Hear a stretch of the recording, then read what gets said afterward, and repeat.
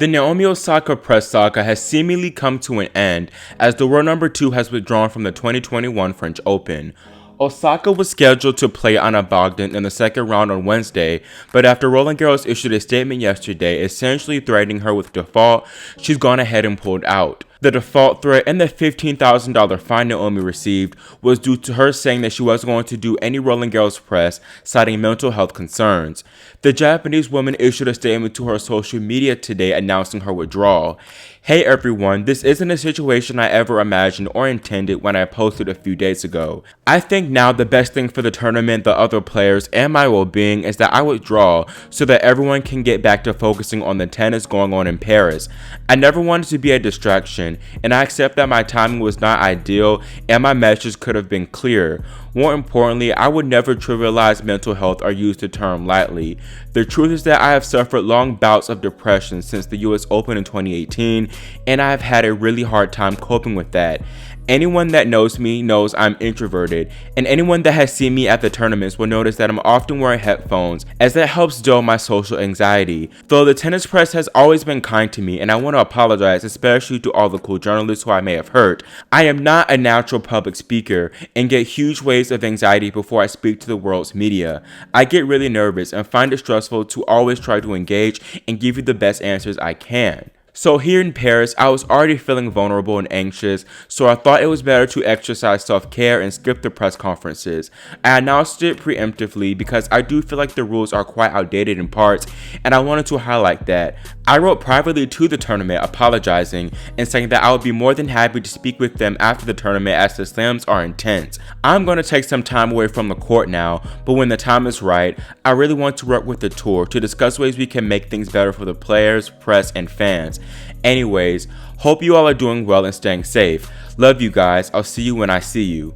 Also, as I was recording this video, the FFT president Gilles Morenton has released a statement talking about Naomi's withdrawal, and I'm just going to read it for you now. He says, "First and foremost, we are sorry and sad for Naomi Osaka. The outcome of Naomi withdrawing from Roland Garros is unfortunate. We wish her the best and the quickest possible recovery, and we look forward to having Naomi at our tournament next year. As all the Grand Slams, the WTA, the ATP, and the ITF, we remain very committed to all athletes' well-being and to continually improving every aspect of players' experience in our tournament, including with the media like we have always strived to." So yeah, that was their statement. Nothing much, nothing controversial. As I was actually kind of surprised, I thought that maybe he would or they would be controversial, but it was nice and plain and respectful. So that was their statement. Now, among the reaction Naomi received after this announcement, Coco Gauff praised her under her Twitter, saying, "Stay strong. I admire your vulnerability." Sloane Stephens too voiced her support on Instagram, commenting, "We're behind you, baby girl. Take all the time you need." Now, giving my thoughts, I'm honestly not surprised that Naomi decided to withdraw.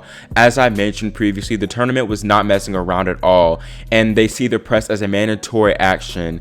I think the main takeaway from Naomi's withdrawal statement is that she really isn't mentally okay at all at the moment. She revealed that she is in fact dealing with depression, as far as going back to the 2018 US Open, which could be due to her fast rise to stardom. She said that she is still struggling with social anxiety too, which is interesting because I thought that was ameliorated in a sense through her being more outspoken in New York last year. Naomi's sister Mari, if you didn't watch my last video, revealed on Reddit that much of Naomi's issue was the conversation around her play on clay in general. Apparently, she didn't want the press doubting her abilities because she hadn't performed well on clay in the past. I feel like this issue is bigger than the clay thing, to be honest, and I think that Naomi has an insecurity issue and doesn't really like confrontation or criticism for that matter. I think this has only been exacerbated by her recent poor performance since Miami, and I think she alluded to this in her withdrawal statement. Whenever she doesn't do her best on court or has a streak of performing poorly, she shuts down in a sense, as evident with her Wimbledon 2019 press exit. I think that even if this was the case, this whole thing could have been avoided by her telling the moderators to have the media not ask as negative things, I guess, about her clay performance. However, as other players said when they were interviewed about this, they could handle the criticism, but evidently Osaka cannot, which shows you that she is mentally weak in this aspect, which is okay. According to the tournament statement yesterday, the French did reach out and said that they had given Naomi some mental health resources and stated that they had tried to work with her, but apparently she was uncooperative. Now, playing devil's advocate a bit, if this is true, I think that Naomi could have worked with the tournament to make a compromise, but I believe that she was honestly too far over her head. I say this because I thought that she thought she was doing something revolutionary and shaking up the system. However, this backfired completely, obviously, because she undermined the power of the press and these slams. She also thought that a lot more players would full on support her, but clearly that wasn't the case either. Now, I think that threatening to default her was a bit too much, and also getting the 4 slams involved was overkill, but as I said, they were really trying to make an example out of Naomi and nip this in the bud so that others wouldn't get the same idea. It's clear that this controversy only worsened Naomi's mental health, so I think that withdrawing and taking time off is best for her. And as she said, her decision to withdraw was kind of the best thing for the tournament in a sense, because this entire controversy was distracting and it overshadowed the action that was going on in the French Open. Now, I don't think that she was even excited about playing on clay in the first place because of her subpar-ish performance on the surface.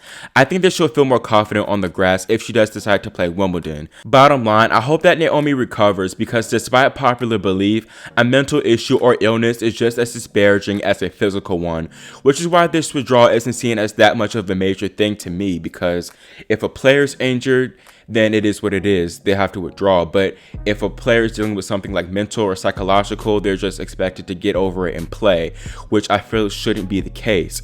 If there is some type of takeaway from this drama, it should be that mental health must be prioritized and respected by all. That's it for this video, and let me know your thoughts of Naomi's withdrawal in the comment section below. Also, make sure you subscribe and click the notification bell so you're notified whenever I post my day 1 and 2 recaps of Roland Garros. Thanks for watching, and we'll see you next time here on Grand Slam Tennis News Today.